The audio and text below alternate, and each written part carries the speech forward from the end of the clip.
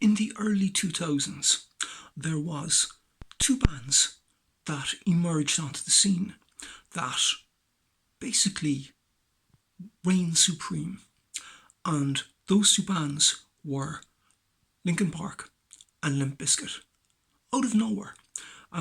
Indeed, they kind of brought kind of DJs, decks, hip hop and rap into their paradigm and completely upended everything because they started having kind of unprecedented fame.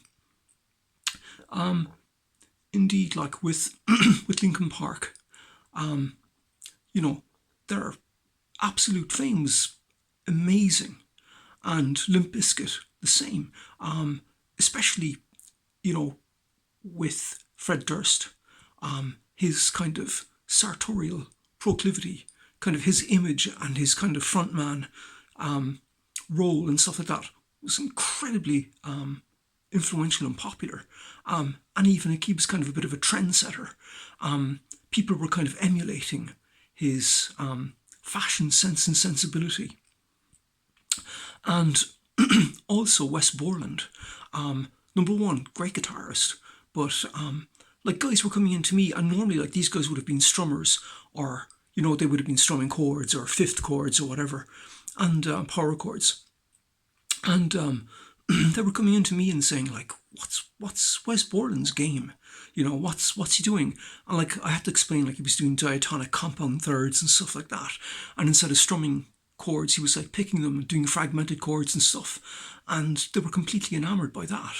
But the other thing was his sound, the kind of use of reverb, delay, chorus, highly influential.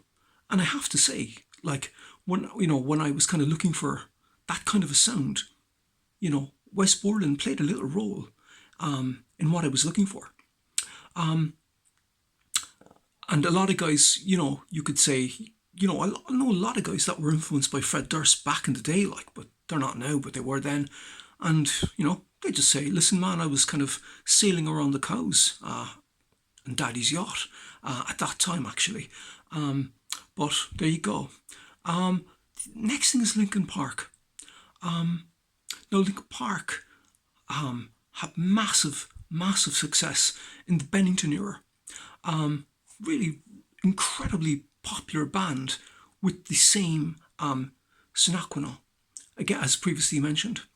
But the thing there, and this is quite interesting, in Los Angeles, I have four guys that I played with that have played with, have been produced by, or have produced Mike Elizondo.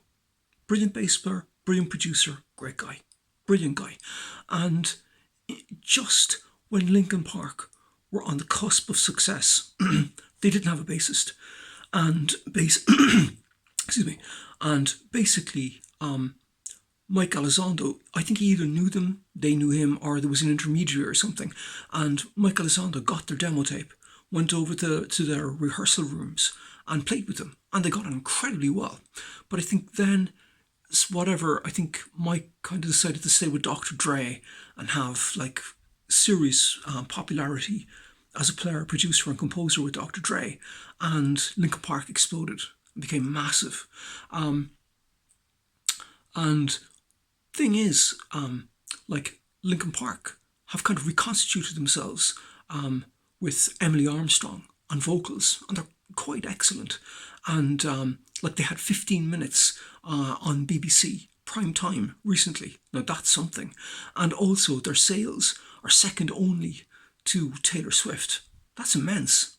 But then when they had their From Zero album, and particularly their song Hail, Heavy Be the Crown, they invited Mike Elizondo to come back and to produce. And I believe he had some compositional role as well with Linkin Park, which is, you know, quite amazing. And Heavy as the Crown did quite well for them. So that's a pretty profound intersection with Linkin Park.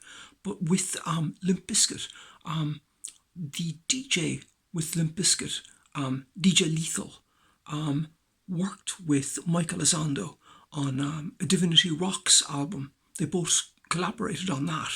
And another thing, Snoop Dogg, whom Michael Elizondo produced, composed for, and played on 2 of his albums and some singles. Snoop Dogg actually sung a song, Green Light, Red Light, with Limp Bizkit on one of their on the Results May Vary album. So, and Mike Elizondo is inextricably linked to Snoop Dogg. So that's like another intersection there. And, but again, it was a 2-year hegemony for 2 years. And it's just, like the Roman soldier overlooking the Tiber kind of thing. Limp Bizkit and Linkin Park basically ruled the roost. Thank you very much for listening.